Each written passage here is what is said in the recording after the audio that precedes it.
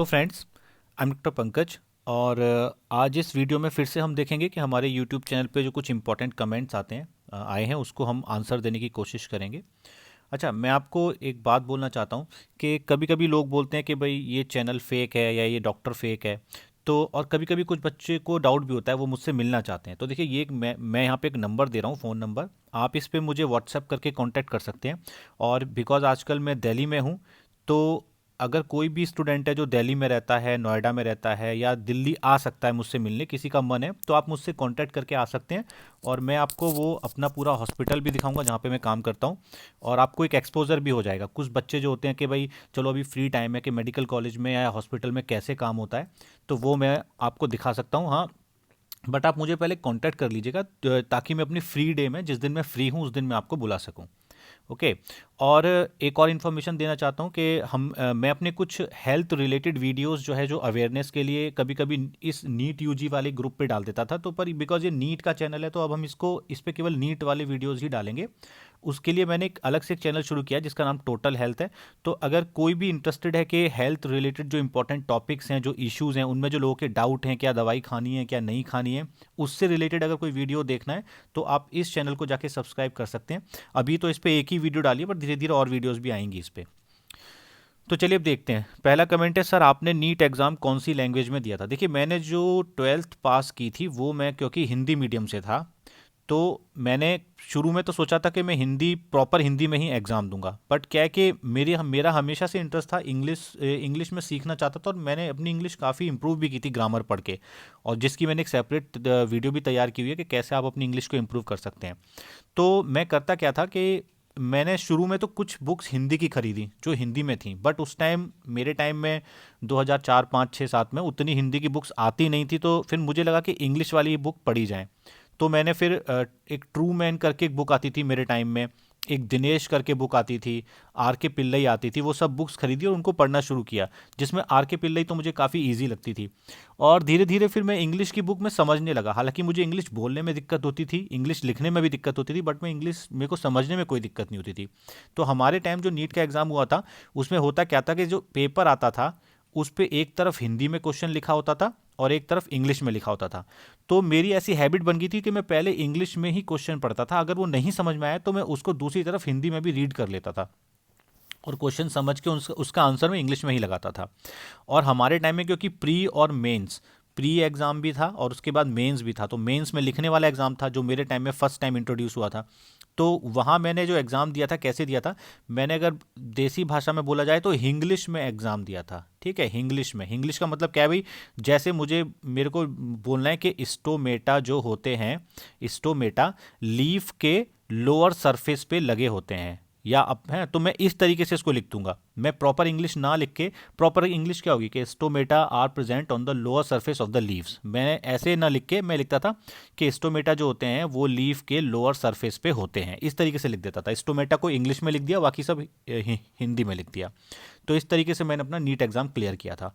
But फिर MBBS में आ गए, तब तो इंग्लिश ही लिखनी थी, तो धीरे धीरे इंग्लिश इंप्रूव हो गई और आज तो मैं कुछ भी लिख सकता हूँ, कोई इशू है नहीं ऐसा। और मैं हमेशा आपको बोलता हूँ, इस बात पे कभी मत जाइए, जिस लैंग्वेज में आपको निपुणता हासिल है, जो आप अच्छे से समझ सकते हो, उसी लैंग्वेज में एग्जाम को देने की कोशिश कीजिए, आपका रिजल्ट बेटर आएगा।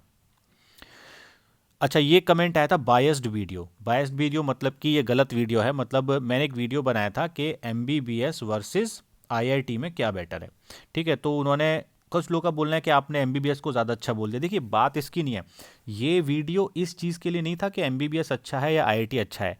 ये वीडियो उन लोगों के लिए था जो डॉक्टर बनना चाहते हैं, जो सच में डॉक्टर बनना चाहते हैं, और उनको ऐसा लगता है कि एमबीबीएस में जाके वो लोग गलती कर रहे हैं, एमबीबीएस खराब है।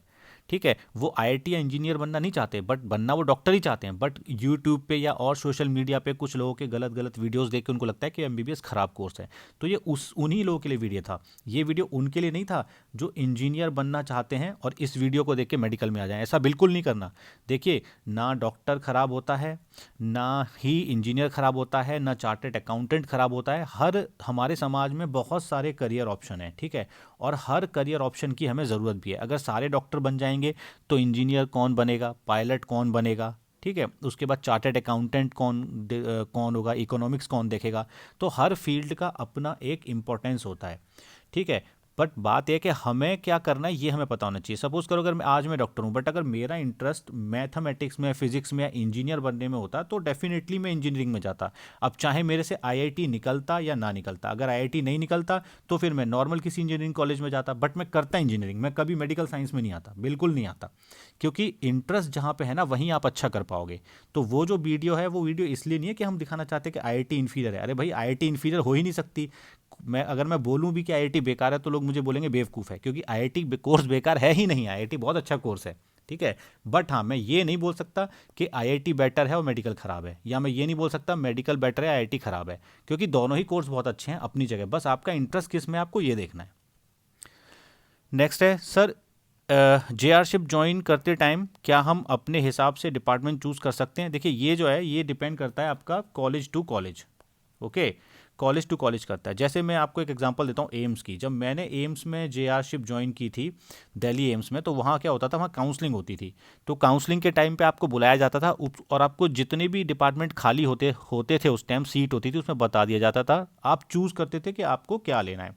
तो जो डिपार्टमेंट आपने वहाँ पे एक बार ले लिया, ठीक है, सपोज करो मैंने इमरजेंसी लिया था, मुझे जाना था इमरजेंसी मेडिसिन के अंदर, मैंने इमरजेंसी लिया, तो मैं फिर इमरजेंसी में ही रहूँगा 6 महीना 1 साल। ऐसा नहीं है कि फिर मैं वहाँ से निकल सकता हूँ।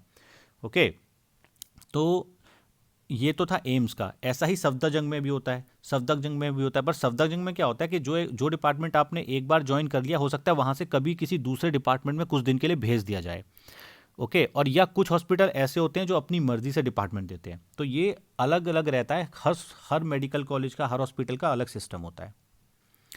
सर मैं क्लास 12 में हूँ, मैं नीट की तैयारी भी कर रहा हूँ, बोर्ड बहुत प्रेशर हो जाता है।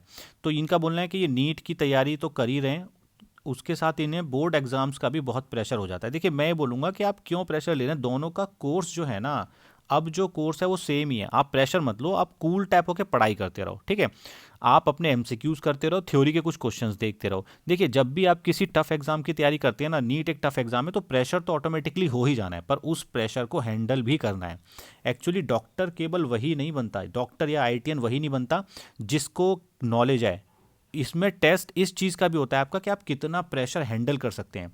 अगर आप प्रेशर हैंडल नहीं कर पाएंगे, ओबियसली आपका एग्जाम खराब होगा, आपका सिलेक्शन नहीं होगा। इसका मतलब मान लिया जाएगा कि आप प्रेशर हैंडल नहीं कर सकते हैं, तो आप एक अच्छे डॉक्टर बन भी नहीं पाएंगे।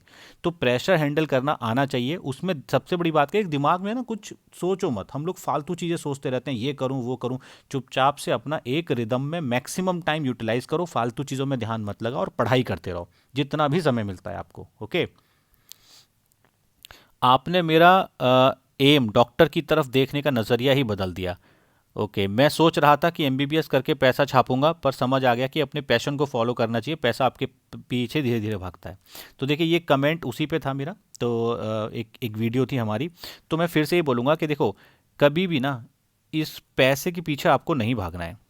एक बात हमेशा याद रखना, कितने भी मैं काफ़ी सारे सक्सेसफुल लोगों से मिल चुका हूँ अपनी लाइफ में, बहुत ज़्यादा जो पैसा कमाते हैं, और सब मुझसे हमेशा एक बात बोलते हैं कि उन्होंने कभी नहीं सोचा था कि इतना पैसा वो लाइफ में कमा पाएंगे। उन्होंने बस अपना काम अच्छे से किया।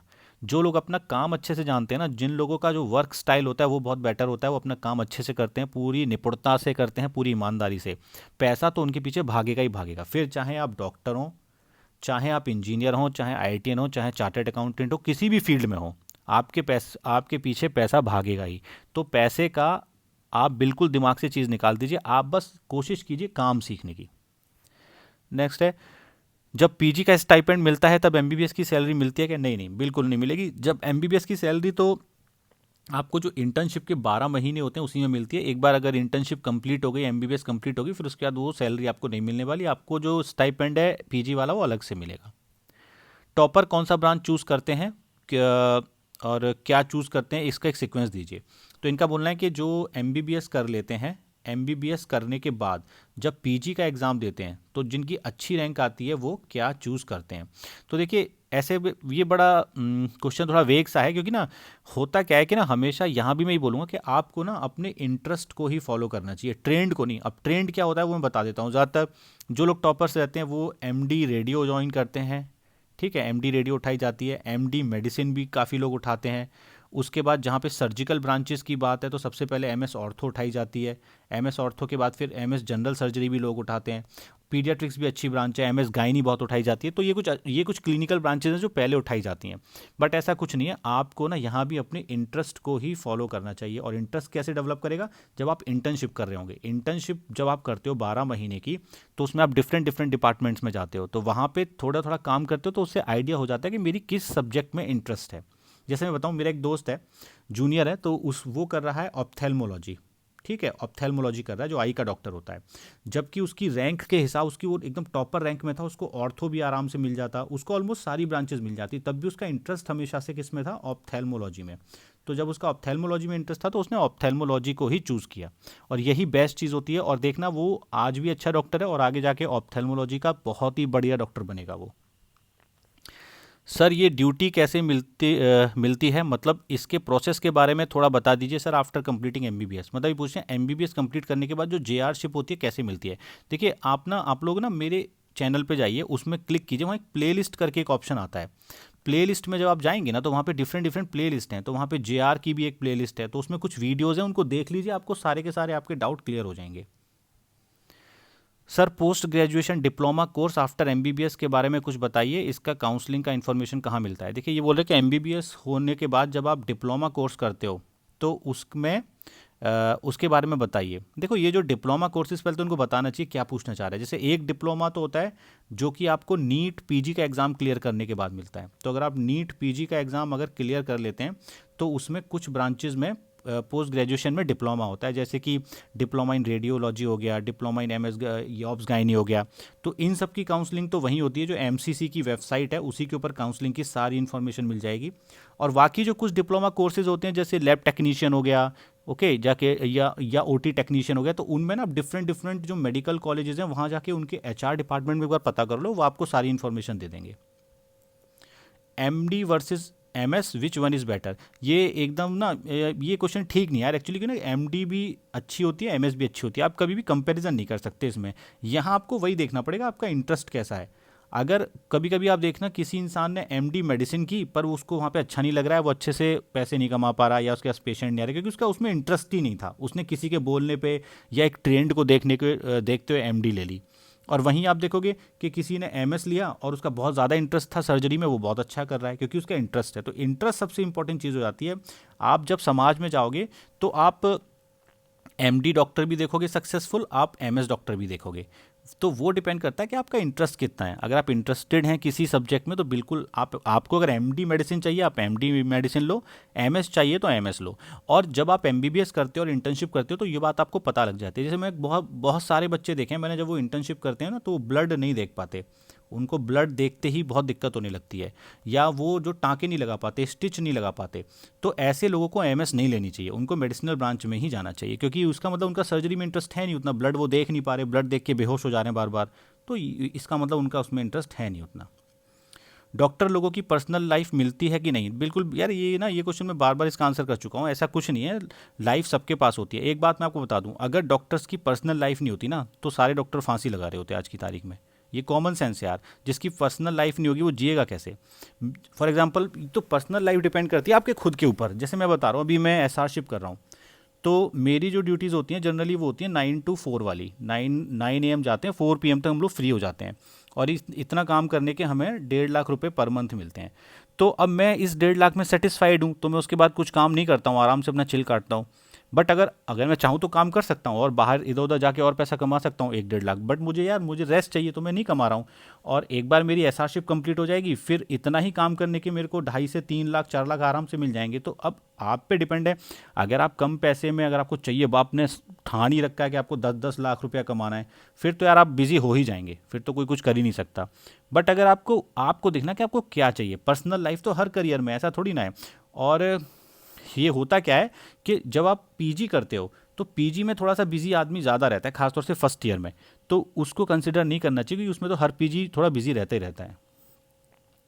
ऑप्थेल्मोलॉजी के लिए फर्स्ट एमबीबीएस करना ज़रूरी है, बिल्कुल। अगर आपको एमएस ऑप्थेल्मोलॉजी करना है, तो एमबीबीएस तो आपको करना ही पड़ेगा। इवन कोई भी पोस्ट ग्रेजुएट डिग्री करने के लिए आपको एमबीबीएस तो चाहिए चाहिए। Thank you so much sir, आप ही हो जो मोटिवेट करते हैं, वरना दूसरे यूट्यूबर्स ने डिमोटिवेट कर दिया था। बोल रहे हैं कि कंटिन्यू 36 आवर ड्यूटी होती है।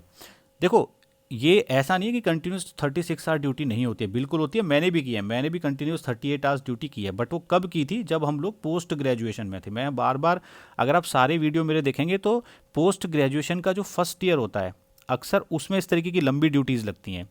वाकई इतना ज़्यादा लंबी ड्यूटी हमेशा नहीं लगने वाली आपकी। और ये जो भी, जिस भी यूट्यूबर की बात कर रहे हो ना, ये जो फ्रस्ट्रेटेड हैं, ये हमेशा वही लोग होते हैं जो इस टाइप की ड्यूटीज़ उस टाइम कर रहे होते हैं। आज से 4-5 साल बाद देखना, यही यूट्यूबर ना, मतलब ये बोलना छोड़ देगा कि इसमें फ्रस्ट्रेशन है, क्योंकि ये फिर बन जाएगा एसआर या फिर एपी, फिर आराम से पैसे कमाएगा, फिर इसको कोई दिक्कत ही नहीं होगी। आप देखना, कभी भी कोई आपको ऐसा यूट्यूबर या कोई सीनियर डॉक्टर मिला, जो कि कोई डॉक्टर है, सपोज करो उसकी उम्र 45 से 50 साल है, वो कभी नहीं बोलेगा आपको, वो फ्रस्ट्रेटेड मिलेगा ही नहीं आपको। उसके पास फ्रस्ट्रेशन का टाइम ही नहीं होगा, वो अपना बिजी होगा, अपना काम कर रहा है, अपना पैसा कमा रहा है। ये जितने भी यूट्यूबर्स होते हैं ना, most of the time young young लड़के होते हैं ये लोग, जो कि मेडिकल में घुसे ही होते हैं। तो जब आप मेडिकल में एंट्री करते हो तो तब फ्रस्ट्रेशन, और खासतौर से जब आप पोस्ट ग्रेजुएशन में एंट्री करते हो, तो शुरू में पोस्ट ग्रेजुएशन में काफ़ी ज़्यादा काम होता है, तो इसलिए आपको दिक्कत होती है। और मैंने आपको अपना नंबर दिया है, आप जब, अगर मैं फ्री होऊंगा, दिल्ली आओ, मैं दिखाता हूँ आपको उसमें दिक्कत क्या है। ठीक है, तो इस वीडियो को यहीं पे एंड करते हैं। Thanks for watching my video.